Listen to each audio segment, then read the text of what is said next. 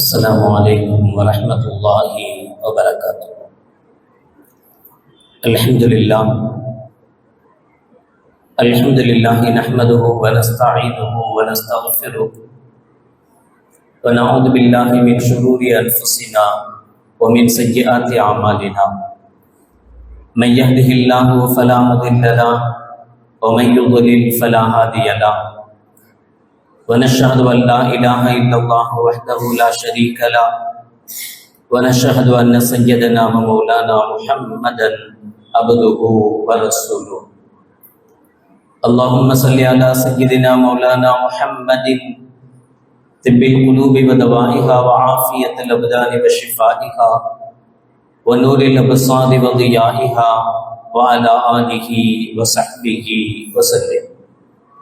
أما بعد، فقد قال الله تعالى في القرآن العظيم والفرقان المجيد: أعوذ بالله من الشيطان الرجيم، بسم الله الرحمن الرحيم. وأعدوا لهم ما استطعتم من قوة. قال النبي صلى الله عليه وسلم: سئل أي الجهاد أفضل؟ قال النبي صلى الله عليه وسلم: كلمة الحق عند سلطان جائر، أو كما قال عليه الصلاة والسلام. صدق الله العظيم وصدق رسوله النبي الكريم. سبحانك لا علم لنا إلا ما علمتنا إنك أنت العليم الحكيم. رب اشرح لي صدري ويسر لي أمري واحلل عقدة من لساني يفقهوا قولي. إن أريد إلا الإصلاح ما استطعت وما توفيقي إلا بالله. புகழ் அனைத்தும் அல்லாஹ் ஒருவனுக்கே உரித்தாகட்டுமாக. சலாத் என்னும் கருணையும் சலாம் என்னும் ஈரேற்றமும் ஈருலக சர்தார் எம்பெருமானார் ரசூலே கரீம் ஸல்லல்லாஹு அலைஹி வஸல்லம் அவர்கள் மீதும், அவர்களுடைய அடிச்சுவடுகளை கடுகளவும் பிசகாது வாழ்ந்து வந்த உத்தம சத்திய சஹாபாக்கள், தாபியீன்கள், தபா தாபியீன்கள், நபிமார்கள், வலிமார்கள், ஷஹீதுகள் மற்றும் நம் அனைவர்கள் மீதும் ஏனைய இஸ்லாமியர்கள் மீதும் என்றென்றும் நிலவட்டுமாக. ஆமீன். பேரன்பிற்கும் பெரும் மதிப்பிற்கும் உரிய பெரியோர்களே, அல்லாஹ்வின் நல்லடியார்களே, அல்லாஹ் ஜல்ல ஷானஹு வ தஆலா தன் அருள்மறையாம் திருமறையில் சொல்வான்: வஅஇது லஹும் மஸ்ததஅதும் மின் குவ்வா. உங்கள் எதிரிகளுக்கு எதிராக உங்களால் முடிந்தவரை நீங்கள் தயாரிப்புகளோடு இருங்கள் என்று அல்லாஹ் ஜல்ல ஷானஹு வ தஆலா சொல்லி காட்டுவான். ஒவ்வொரு காலகட்டத்துக்கும் நம்முடைய தயாரிப்புகள், நம்மை எதிர்க்கிற எதிராளிகள் மாறுபடுவார்கள். கண்மணி நாயகம் ரசூலுல்லாஹி ஸல்லல்லாஹு அலைஹி வஸல்லம் காலகட்டத்தில் இஸ்லாமியர்களை, நபிகள் நாயகம் ஸல்லல்லாஹு அலைஹி வஸல்லம் அவர்களையும் அவர்களை ஏற்றுக்கொண்டவர்களையும் எதிர்த்தவர்கள் போர்களின் மூலமாக எதிர்த்தார்கள், நேரடியாக தாக்குதல்கள் மூலமாக எதிர்த்தார்கள். எனவே அல்லாஹ் ஜல்ல ஷானஹு வ தஆலா இந்த ஆயத்தினுடைய தொடரிலே, நீங்கள் ஜிஹாதுக்காக உங்களை தயார்படுத்திக் கொள்ளுங்கள், ஜிஹாதுக்குண்டான குதிரை பட்டாளங்களை நீங்கள் தயார் செய்து கொள்ளுங்கள் என்றெல்லாம் அல்லாஹ் சொல்வான். முஃபஸ்ஸிரீன்கள், குர்ஆன் விரிவுரையாளர்கள், வஅஇது லஹும் மஸ்ததஅதும் மின் குவ்வா, உங்களுடைய எதிரிகளுக்கு தோதுவாக நீங்கள் உங்களை தயார்படுத்திக் கொள்ளுங்கள் என்பது ஒவ்வொரு காலகட்டத்துக்கும் மாறுபடுகிற நிகழ்வுகள். எதிரி இஸ்லாத்தை அழிப்பதற்காக, இஸ்லாமியர்களை அழிப்பதற்காக எந்தெந்த முறைகளிலெல்லாம் தயாராவானோ அந்த முறைகளை எந்தெந்த விதத்தில் நாம் எதிர்கொள்வது, அதை முறியடிப்பது, அதை எதிர்கொள்வதற்கும் அதை முறியடிப்பதற்கும் நம்மை நாம் தயார்படுத்திக் கொள்வதுதான் வஅஇது லஹும் மஸ்ததஅதும் மின் குவ்வா. இது காலத்துக்கு தகுந்த மாதிரி மாறிக்கொண்டே இருக்கிறது. ஒரு காலத்தில் நேருக்கு நேர் நின்று சண்டையிட்டவர்கள் இருந்தார்கள், ஆனால் நம் காலத்தில் முதுகில் குத்துபவர்கள் இருக்கிறார்கள். எனவே இன்று நேருக்கு நேர் நின்று சண்டையிடுபவர்களை விட முதுகில் குத்துபவர்களை அடையாளம் கண்டுபிடிக்க வேண்டியது இருக்கிறது. முதுகில் குத்தும் போது நம்மை எப்படி நாம் தற்காத்துக் கொள்வது என்கிற உணர்வு நமக்கு இருக்க வேண்டும். அதற்குண்டான ஏற்பாடுகளோடு நாம் இருக்க வேண்டும் என்று அல்லாஹ் ஜல்ல ஷானஹு வ தஆலா இந்த ஆயத்தில் சொல்வார். கண்மணி நாயகம் ரசூலுல்லாஹி ஸல்லல்லாஹு அலைஹி வஸல்லம் இடத்தில் கேட்கப்பட்டது, ஐயுல் ஜிஹாதி அஃலல், யா ரசூலல்லாஹ் ஸல்லல்லாஹு அலைஹி வஸல்லம், போர்க்களங்களில் ஜிஹாதுகளில் மிக உயர்தரமான சிறப்புக்குரிய ஜிஹாது எது என்று கேட்கப்பட்ட போது, கலிமத்துல் ஹக்கி இந்த சுல்தானின் ஜாயிர், ஒரு அநியாயக்கார அரசனிடத்தில் சத்தியத்தை சொல்வதுதான் உண்மையான ஜிஹாத் என்றார்கள் கண்மணி நாயகம் ரசூலுல்லாஹி ஸல்லல்லாஹு அலைஹி வஸல்லம் அவர்கள். வாளெடுத்து போர் செய்த காலங்கள் மாறி இப்போது ஒரு சத்தியத்தை சொல்லக்கூடிய, நம்முடைய உயிருக்கு பயப்படாமல் நமக்கு ஏற்படுகிற எந்த சிரமத்தையும் தாங்கிக் கொண்டு இதுதான் சத்தியம் என்று தைரியமாக சத்தியத்தை சொல்வதுதான் உயர்தரமான ஜிஹாத், சிறந்த ஜிஹாத் என்று கண்மணி நாயகம் ரசூலுல்லாஹி ஸல்லல்லாஹு அலைஹி வஸல்லம் அவர்கள் சொன்னார்களே, அந்த காலகட்டத்தில் நாம் வாழ்ந்து கொண்டிருக்கிறோம். இப்போது இஸ்லாமியர்களுக்கு இஸ்லாத்துக்குண்டான எதிர்ப்புகள் எப்படி துவங்குகிறது, எங்கு இருக்கிறது என்றால், அரசாங்க ரீதியாக, அலுவல்கள் ரீதியாக இந்த நாட்டிலிருந்து இஸ்லாமியர்களை, முஸ்லிம்களை துரத்த வேண்டும் என்கிற நிலையில் ஆரம்பித்து, மறைமுகமாக சொன்ன காலங்கள் போய் தெளிவாகவே ஒரு அரசாங்கத்தினுடைய விழாக்களிலேயும் கூட சாதாரணமாக இருந்த இயக்கத்தினுடைய தலைவர்கள் பேசிய காலங்கள் போய் ஒரு நாட்டை ஆளுகிற, நாட்டினுடைய மிக முக்கியமான குடிமகனாக இருக்கிற பிரதமர் வரை மிக தெளிவாக இந்தியா என்பது இந்துக்களின் நாடு, இஸ்லாமியர்கள் ஒழிக்கப்பட வேண்டியவர்கள், வந்தேரிகள், இவர்கள் இந்த நாட்டை சார்ந்தவர்கள் அல்ல, இந்த நாட்டினுடைய குடியுரிமைக்கு சொந்தக்காரர்கள் அல்ல என்றெல்லாம் மிக தெளிவாக பேசுகிற இந்த காலத்தில் நபிகள் பெருமானார் ஸல்லல்லாஹு அலைஹி வஸல்லம் அவருடைய ஹதீஸும் இந்த ஆயத்தும் நம்மை உணர்வு ஏற்படுத்த வேண்டும். நமக்குள் எப்படிப்பட்ட எதிரிகளுக்கு முன்பு நாம் வாழ்ந்து கொண்டிருக்கிறோம், அதற்காக நாம் நம்மை எப்படி தயாரிப்போடு இருந்து கொள்ள வேண்டும் என்பதை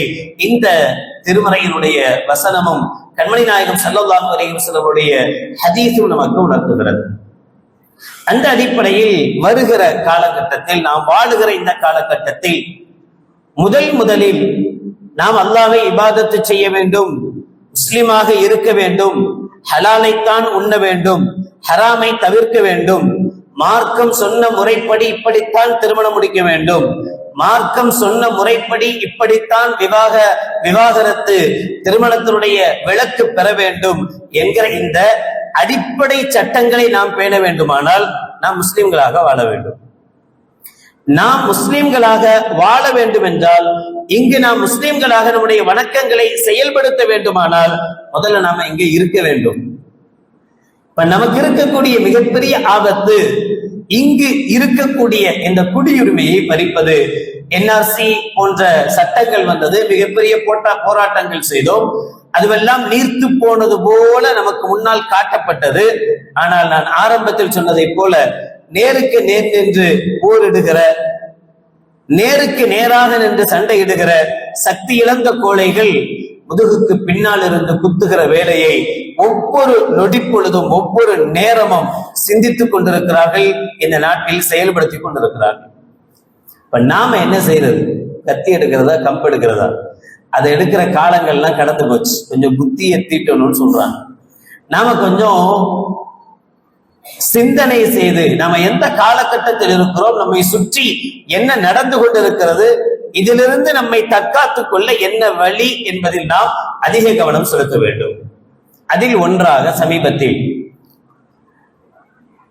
வாக்காளர் திருத்தங்கள் சுமார் 1951 2004 வரை சுமார் 8க்கும் மேற்பட்ட முறை நாடு முழுவதும் எல்லா மாநிலங்களிலேயும் வாக்காளர் திருத்த வரைபட்டியல் வெளியிடப்பட்டுக் கொண்டே இருக்கிறது. அவ்வப்போது வாக்காளருடைய திருத்தம் நடைபெறத்தான் செய்யும். தமிழகத்திலேயும் அது பல முறை நடைபெற்றிருக்கிறது. இன்னும் சொல்ல போனா ஒருத்தர் இறந்துடுறார், வஃபாத் ஆயிட்டாருன்னா அவர் இல்லை என்பதை சர்டிபிகேட் நம்ம வாங்குறோம். அவர் வஃபாத் ஆயிட்டாருன்னு இறப்பு சான்றிதழ் வாங்குறோம். எப்ப இறப்பு சான்றிதழ் வாங்கப்படுகிறதோ அப்போதே அரசாங்கம் என்ன செய்யணும் அப்படின்னா, அவர் சம்பந்தப்பட்ட இறந்து போயிட்டாருன்னு தெரிஞ்சா அவர் சார்ந்த ஓட்டுரிமையை அரசாங்கமாக நீக்கணும், அவருடைய ஓட்டுரிமையை நீக்கணும். இதுதான் நடைமுறையில் இருக்க வேண்டியது. ஆனால் சர்வசாதாரணமாக நம்மள்கிட்ட ஒரு பெரிய வீக்னஸ் என்ன அப்படின்னா, சமீப காலங்களாக ஒரு இயக்கம் நமக்குள்ளே தோன்றிய அந்த இளைஞர்கள், அந்த இயக்கத்தினுடைய இளைஞர்கள் நம்மளை எப்படி பிரெயின் வாஷ் பண்ணாங்க, நம்மள்ட்ட என்ன பேசினாங்க அப்படின்னா, இஸ்லாமிய அடிப்படையில் ஹிலாஃபத்து மட்டும் தான், ஹலீஃபா தான் இருக்கணும், ஹலீஃபா இருந்து நம்ம வழி நடத்தணும். ஒரு அமீர், ஹலீஃபான்னா ஒரு அமீர் இருக்கணும், அந்த அமீருக்கு ஒட்டுமொத்த நாட்டில் உள்ள எல்லா முஸ்லிம்களும் கட்டுப்படணும். அதுதான் இஸ்லாமிய நடைமுறை, இஸ்லாமிய வழிமுறை. இந்த ஓட்டு உரிமை போடுறது, அடுத்தவனை தேர்ந்தெடுக்கிறது, அடுத்தவனுக்கு ஓட்டு போடுறது, இதெல்லாம் ஷிர்கு. பொதுவாகவே நம்ம அப்படியே சொல்லி பழகிட்டோம், நமக்கு வேற எந்த வார்த்தையும் தெரியாது. ஒண்ணு இப்படி செய், இல்லைன்னா நீ முஸ்லீம், நீ முஸ்லீமே இல்லை அப்படின்னு சொல்லி கிட்டத்தட்ட நம்ம யாரெல்லாம் ஓட்டு போட்டீங்களோ எல்லாரும் முஸ்லீம், யாருமே முஸ்லீம் இல்லை அப்படின்னு ஒரு கூட்டம் உருவாகிச்சு. அந்த கூட்டத்தால் ஈர்க்கப்பட்ட சில இளைஞர்கள் என்ன செய்ய ஆரம்பிச்சாங்கன்னா, ஓட்டே போடக்கூடாது, அப்புறம் ஓட்டு உரிமைக்காக ஏன் போய் கியூல நிக்கணும், அதுக்குண்டான ஆவணங்களை தயாரிக்க வேண்டிய அவசியம் என்ன இருக்கு அப்படிங்கிறதுனால அது தேவையே இல்லை என்று முடிவுக்கு வந்துட்டாங்க. அது கிட்டத்தட்ட பல இஸ்லாமிய இளைஞர்கள்ட்ட ஓட்டுரிமைக்கு உண்டான ஆவணங்களே இல்லை, போடுறோமா இல்லையான்றது ரெண்டாவது, இது தேவையே இல்லாதது. இது எதுக்கு நமக்கு ஆதார் இருக்கு, அது போதும், நாம குடியுரிமை பெற்றவன் தான், இந்திய குடிமகன் தான் என்பதற்கு ஆதார் இருக்கு, அது போதும் என்று நமக்குள்ளேயும் சில மூளை செலவைகள் எல்லாம் நடைபெற்றது. இப்ப அதனுடைய ஆபத்தை உணர வைத்திருக்கிறது. இந்த வாக்காளர் திருத்த சட்டத்தை ஸ்பெஷல் இன்டென்சிவ் ரிவிஷன் SIR என்கிற பெயரில் பீகார்ல நடைமுறைப்படுத்திட்டாங்க. அதில் ஏற்பட்ட குழப்பங்கள் ஓரளவு இந்த அரசியல் ரீதியாகவும் மற்ற ரீதியாகவும் பழக்கம் உள்ளவங்களுக்கு தெரியும். அதெல்லாம் எதுக்கு நமக்கு வேலை இல்லாத வேலை, நம்ம பேசாம சாப்பிட்டோமா, சம்பாதிச்சுமா, குடும்பத்தை பார்த்தோமா அப்படின்னு இருக்கிற பல இஸ்லாமியர்களுக்கு தெரியாத விஷயம். அதான் உண்மை, யதார்த்தம் தான். நம்ம சொல்லிக்கிட்டு இருக்கோம், கம்ப்யூட்டர் காலத்துல வாழ்றோம், மொபைல்ல தட்டினா வருது. யார் தட்டுறா, யார் தேடுறா? நாம தட்டுறது நாம தேடுறதும் நமக்கு சம்பந்தம் இல்லாததா தான் இருக்கும். நாம் அந்த மொபைல்கள்ல பாக்குறதும் அதை உபயோகிக்கிறதும் நமக்கு தேவையே இல்லாத விஷயங்களை தான் செஞ்சுக்கிட்டு இருக்கிறோமே தவிர, எது நமக்கு தேவையோ அதை செய்கிறவங்க எத்தனை பேர் இருக்கிறோம்? அது வியாபார ரீதியாவே இருக்கட்டுமே, சரி அதை வச்சாவது ஒருத்தன் உயர்ந்துட்டான், ஒரு இஸ்லாமியன் பெரிய லெவலுக்கு போயிட்டானாலும் சந்தோஷப்படலாம். எத்தனை பேர் இருக்கும்? விரல் விட்டு எண்ணுகிற அளவுக்கு ஒரு சிலர்கள் மட்டுமே அதுல சாதிக்கிறாங்க. அப்ப மத்தவங்க எல்லாமே இந்த மொபைலுக்கு கட்டுப்பட்டு தானே கிடக்கிறோம், ஆண்ட்ராய்டுல தானே இருக்கிறோம், ஆப்பிள்ல தானே இருக்கிறோம். இவ்வளவு பெரும் உயர்தரமான மொபைல்கள்லாம் நம்ம கையில, லேப்டாப்லாம் நம்ம கையில இருக்கத்தானே செய்யுது. இதை வச்சு என்ன கத்துக்கிட்டோம், இதுல இருந்து என்ன தேவை? ரொம்ப ரொம்ப பீகாரில் ஏற்பட்ட அந்த சிறப்பு தீவிர வாக்காளர் திருத்த பட்டியல்ல 65 லட்ச வாக்காளர்கள் நீக்கப்பட்டாங்க.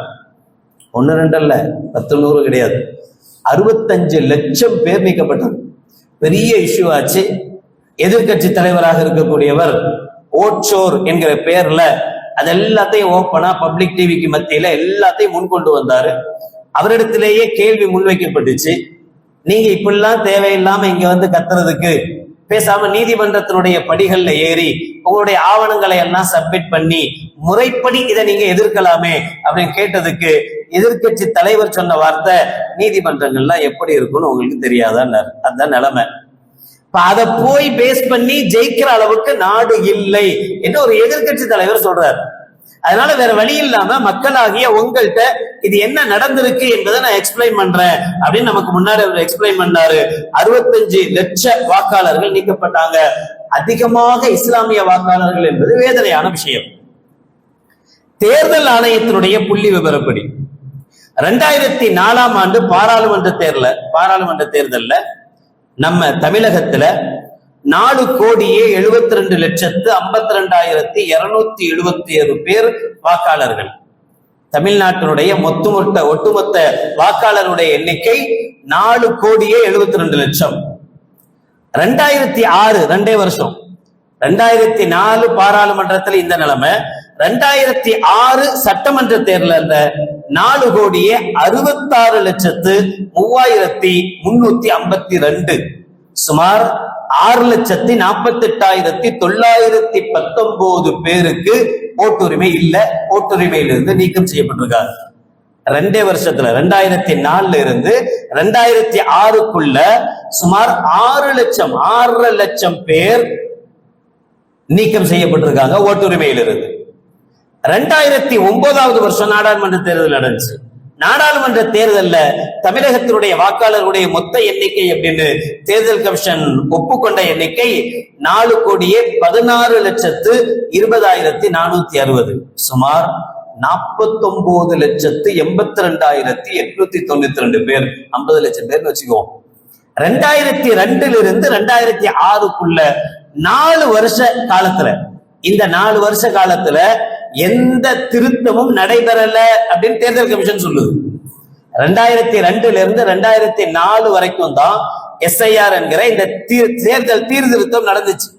2004 இருந்து 25 வரைக்கும் 21 வருஷம் இந்த தேர்தலுடைய எந்த வேலையும் நடக்கல, சீர்திருத்தம் செய்யப்படல என்று சொல்லப்படுகிற இந்த காலகட்டத்துல 4 வருஷத்துல 50 லட்சம் பேருடைய வாக்குரிமை மீறப்பட்டிருக்கு, அபகரிக்கப்பட்டிருக்கு. நீங்க ஓட்டுரிமை வழங்குற அன்னைக்கு நீங்க பார்த்திருப்பீங்க, நம்மள எவ்வளவு பேரு ஓட்டுரிமை கார்டு இருந்தது, அவங்கள்ட்ட அந்த வாக்காளர் அடையாள அட்டை இருந்துச்சு, அடையாள அட்டையோட போய் நிக்கிறாங்க, அவங்களுடைய பேர் லிஸ்ட்ல இல்ல. பேர் லிஸ்ட்ல இருந்தாதான் அவங்களை அலோட் பண்ண முடியும்னு ஓட்டு போட விட மாட்டேன் அப்படின்னு தேர்தல் அதிகாரி சொல்றார். நிக்கிற வரைக்கும் நின்றுட்டு ஒரு 4 டிவியை கூப்பிட்டு பேட்டி கொடுத்துட்டு நம்ம பாட்டில தொப்பி போட்டு திரும்பி வந்துட்டோம், முடிஞ்சு போச்சு. அதுக்கு மேல நம்மளால ஒண்ணும் செய்ய முடியல. 50 லட்சம் பேருடைய பெயர்கள் ஒட்டுமொத்தமாக நீக்கப்பட்டிருக்கு. சரி, போடலன்னா என்ன கெட்டு போச்சு, எவன் என்ன செய்ய போறான்? ஆட்சிக்கு நமக்கு சாதகமா எவனாவது இருக்க போறானா? நமக்கு சாதகமா ஏதாவது நடக்குதா? இஸ்லாமியர்களுக்கு சாதகமா நடக்க போதா?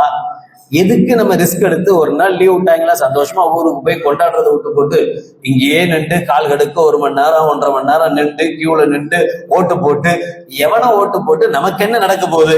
அப்படித்தானே இவ்வளவு காலமா நினைச்சோம். அதனுடைய வெளிப்பாடு தானே நாம அதுல ஆர்வம் காட்டாமல் இருந்தது. ஆனா இப்ப அது நம்மளை எங்க கொண்டு நிறுத்தி இருக்கிறது என்றால் இந்த எஸ்ஐஆரின் முறைப்படி இப்போ நமக்கு முன்னால் தேர்தல் கமிஷன் கொடுத்திருக்கிற சிறப்பு தீவிர வாக்காளர் திருத்தம் என்கிற இந்த எஸ்ஐஆர் என்ன சொல்லுது? எவ்வளவு மோசமான விஷயங்களை உள்புகுத்தி இருக்கிறது என்றால் 1987 ஜூலை 1, 1987 ஜூலை 1, 2004 டிசம்பர் 2 இதுக்குள்ள பிறந்தவராக இருந்தார். நம்ம இப்போ நமக்கு ஓட்டர் லிஸ்ட் கொண்டு தரப்போறாங்க, தீவி கடைசி இது. அதுல நம்முடைய பேர் இருந்தா பொழைச்சிட்டோம், பிரச்சனையே இல்லை. அதுல நம்மளுடைய பேர் இருந்துட்டா நாம இந்திய குடிமகன், அப்பா பொழைச்ச நானும் இந்தியன் தான் அப்படின்னு சொல்லிக்கலாம். சப்போஸ் இல்ல நம்ம பேர் மிஸ் ஆயிடுச்சு அப்படின்னா இப்ப பிரச்சனை எங்க ஆரம்பிக்குதுன்னா 2004 டிசம்பர் 2க்கு முன்னாடி பிறந்திருக்கணும்.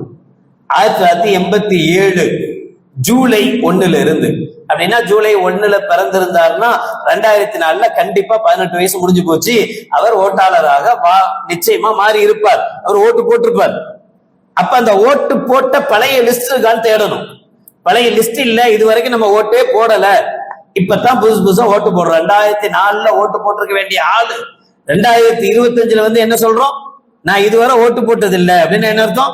21 வருஷமா நம்ம ஓட்டு பக்கம் போகவே இல்லை, என்னுடைய பேர் ஓட்டர் லிஸ்ட்ல இல்லவே இல்லை, இதுவரைக்கும் எந்த இதுலயும் நான் ஓட்டே போட்டது இல்லை, எதுலையுமே என்னுடைய பேர் இல்லை அப்படின்ற பிரச்சனை வரும்போது தேர்தல் கமிஷன் என்ன சொல்லுதுன்னா, அப்படின்னா உங்க அத்தா அல்லது அம்மா 2 பேர்ல யாராவது ஒருத்தருடைய பிறந்த டேட்டு அல்லது பிறந்த இடத்தை குறிக்கக்கூடிய ஆவணங்கள் வேணும். Birth certificate. 87 பிறந்தவருக்கு பெர்த் சர்டிபிகேட் இல்லை, 87க்கு முன்னாடி அவங்க அத்தாவுக்கு பெர்த் சர்டிபிகேட் வேணும், அல்லது அவங்க அம்மாவுக்கு பெர்த் சர்டிபிகேட் வேணும். அவங்களுடைய பெர்த் சர்டிபிகேட் அல்லது பிறந்த நாளுடைய குறிப்புகள் இருந்தா அந்த ஆவணத்தை தாக்கல் செய்யணும். ஒருவேளை அதுவும் இல்லை, 87 பிறந்தவருக்கு அவருக்கே பெர்த் சர்டிபிகேட் இல்லையே, நான் இப்ப 77 பிறந்தேன், 87 இல்ல, 77 பிறந்த எனக்கு பெர்த் சர்டிபிகேட் இல்ல, அப்ப அந்த பழக்கமே கிடையாது. 87ல பிறந்தவருக்கு பெர்த் சர்டிபிகேட் இல்ல. இப்போ தேர்தல் கமிஷன் என்ன கேக்குதுன்னா, உங்க அத்தா அம்மா 2 பேர்ல யாராவது ஒருத்தருடைய பெர்த் சர்டிபிகேட் கொண்டான்னு கேக்குது. இல்ல, அந்த 2 பேர்ல யாராவது ஒருத்தருக்கு ஓட்டுரிமை இருந்திருக்கா? இதுக்கு முன்னாடி ஓட்டு போட்டிருக்காங்களா?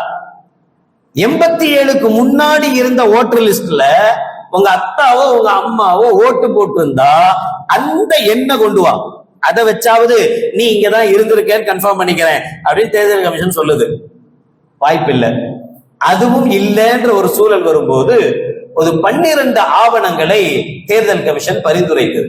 இந்த ஆவணங்கள்ல ஏதாவது ஒரு ஆவணம் நிச்சயமா இருக்கணும் அப்படின்னு சொல்லுது. அதுல கண்டிப்பா ஆதார் அட்டை இல்லை. ஆதார் நம்ம எதுக்கு எல்லாத்தையும் யூஸ் பண்றோமோ அந்த ஆதாரை ஆவணமாக, நமக்குண்டான ஆவணமாக ஏற்றுக்கொள்ள தேர்தல் கமிஷன் தயார் இல்லை. அதுலதான் பீகார்ல பிரச்சனை வந்துச்சு, பல லட்சக்கணக்கான பேர் நீக்கப்பட்டாங்க, பிறகு கேஸ் போடப்பட்டுச்சு.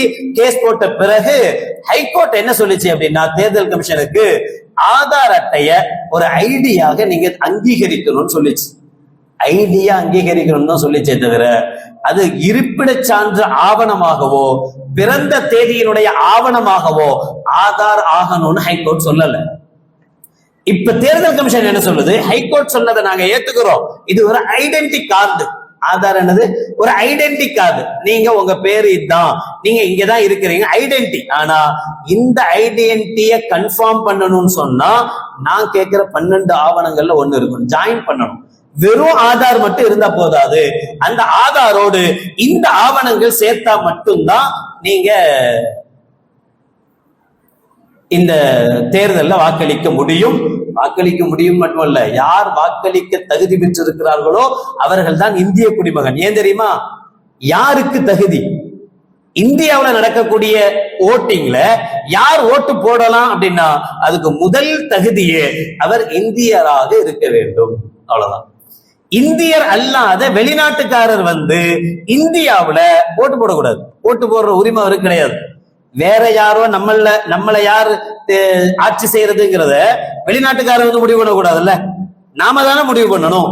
அப்ப ஓட்டுரிமை யாருக்கு இருக்கணும் அப்படின்னா, யார் இந்திய குடிமகனாக இருக்கிறானோ அவனுக்கு தான் ஓட்டுரிமை இருக்கணும். உனக்கு இருக்கா?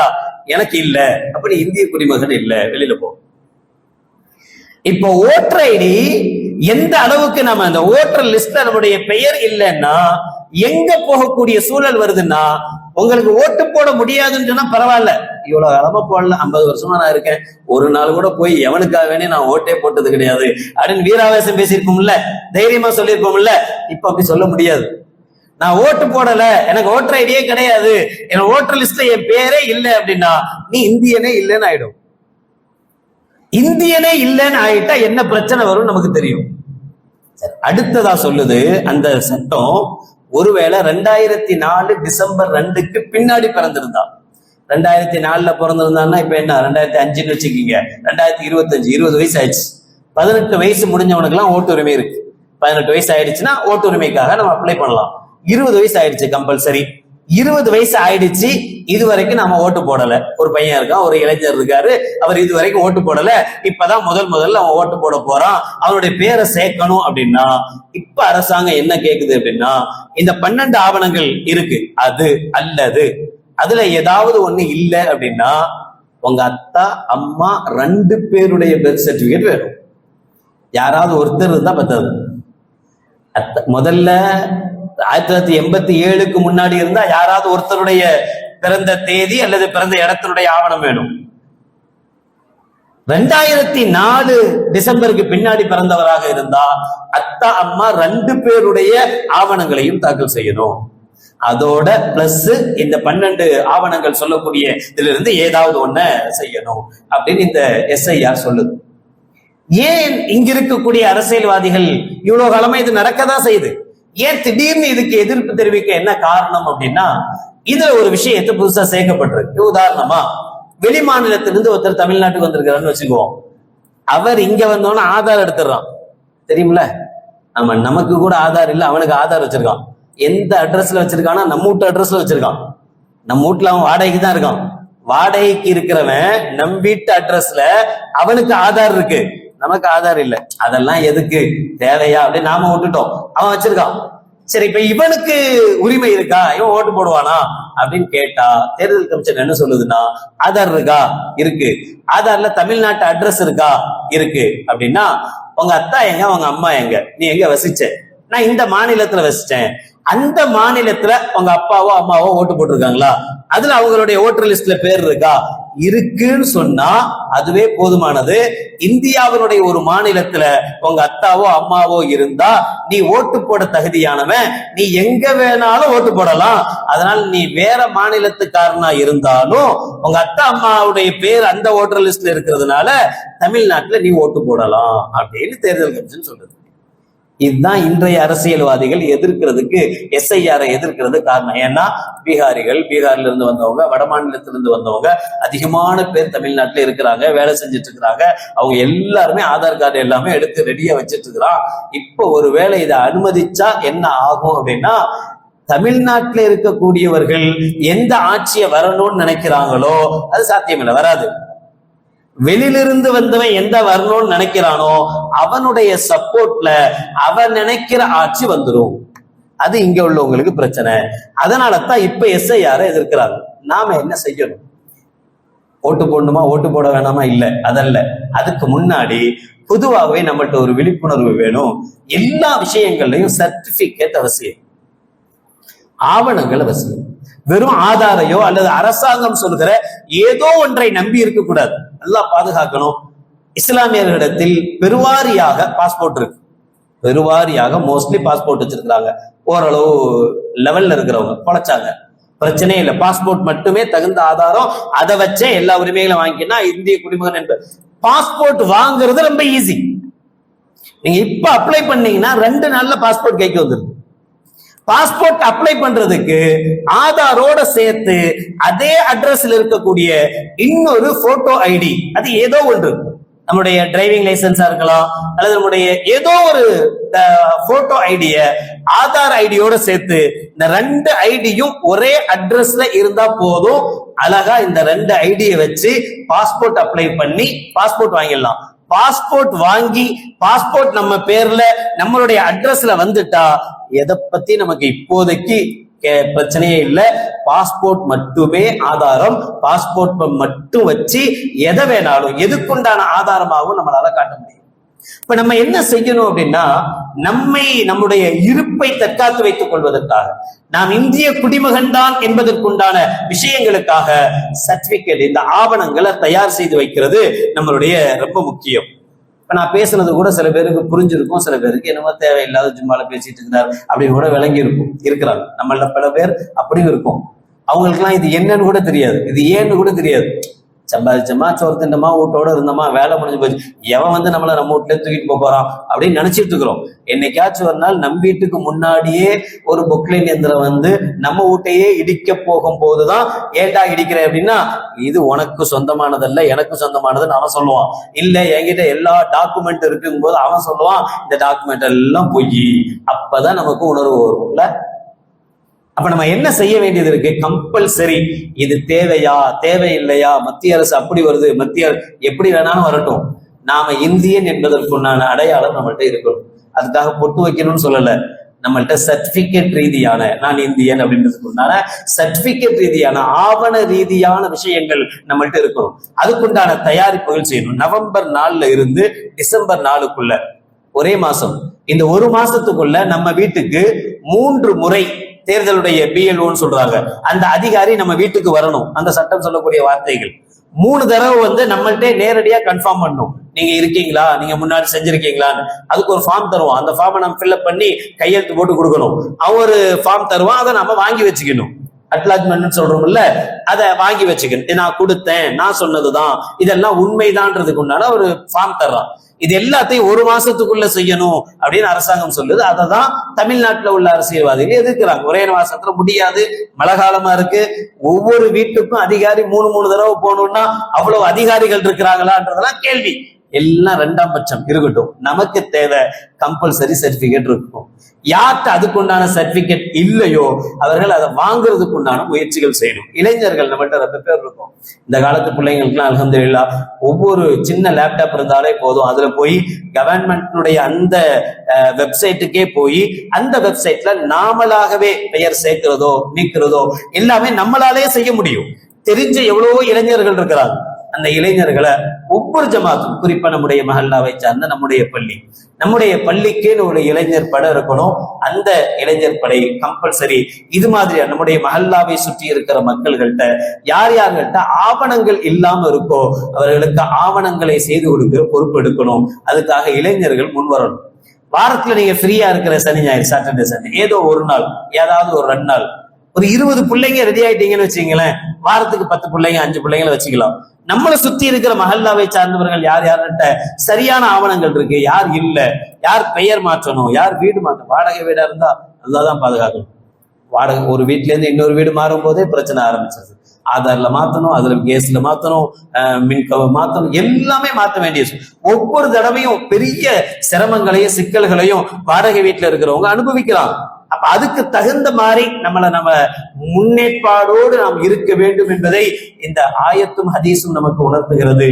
நம்முடைய இருப்பை நாம் இருக்கிறோம், நாம் இந்தியர்கள் தான், இந்த நாட்டை சார்ந்தவர்கள் தான் என்பதை அடையாளப்படுத்த வேண்டிய அவசியத்தில் இருக்கிறோம். அதற்குண்டான ஏற்பாடுகளில் அதுக்கு தேவையான ஆவணங்களை தயாரிப்பதில் நம்மை நாம் முனைப்பு காட்ட வேண்டும். அல்லாஹ் ஜல்ல ஷானஹு வ தஆலா உலக இஸ்லாமியர்கள் அனைவர்களையும் கண்ணியத்தோடு வாழும் பாக்கியத்தை அல்லாஹ் நம் அனைவர்களுக்கும் தந்தல் புரிவானாக. வாஹிரு தஅவானா அல்ஹம்துலில்லாஹி ரப்பில் ஆலமீன். அஸ்ஸலாமு அலைக்கும் வரஹ்மத்துல்லாஹி வபரகாத்துஹு.